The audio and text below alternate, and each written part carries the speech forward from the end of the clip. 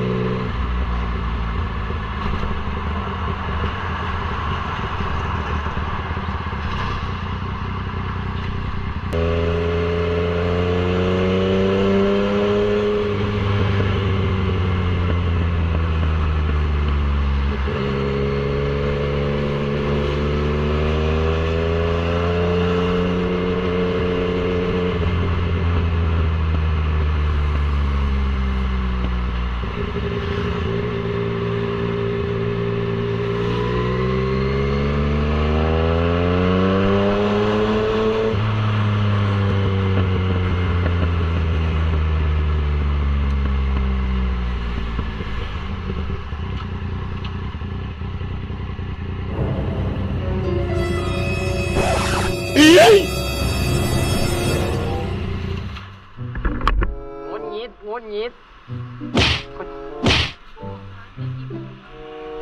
โอ้โหก็หาสายแมสอยู่ไม่อยากไปไหนกับเราใช่ไหม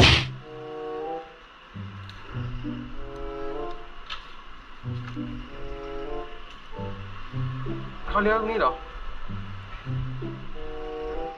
ไม่ใช่มั้งอย่าโมโหห้ามโมโหเสร็จไปตั้งนานเป็นชั่วโมงแล้วเนี่ยบอกมาตั้งแต่กี่โมงแล้วมาโทรหาเขาไม่รับ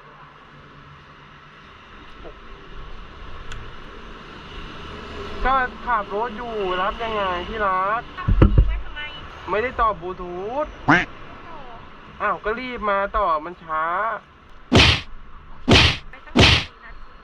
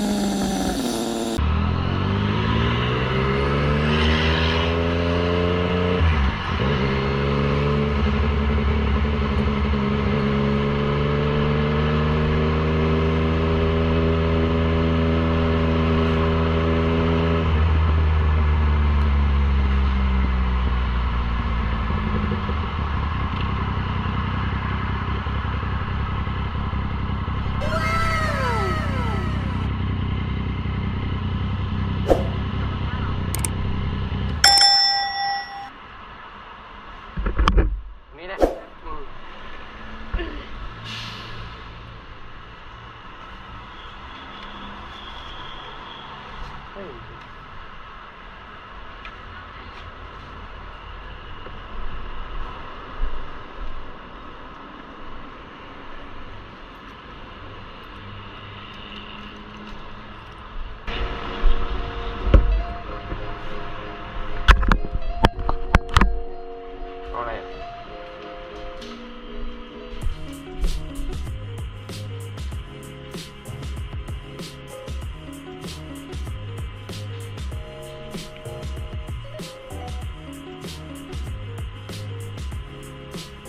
กินแค่นั้นไม่แต่อยากไปกินในร้านข้าวที่เราชี้ให้ดู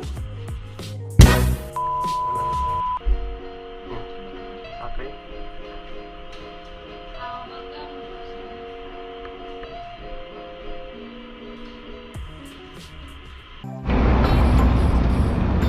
โอเคตอนนี้เราก็มาถึงแล้วนะครับ นี่จะเป็นคาเฟ่เครื่องบินนะเส้นบางนาตราดนะครับเข้ามาประกงนะฮะ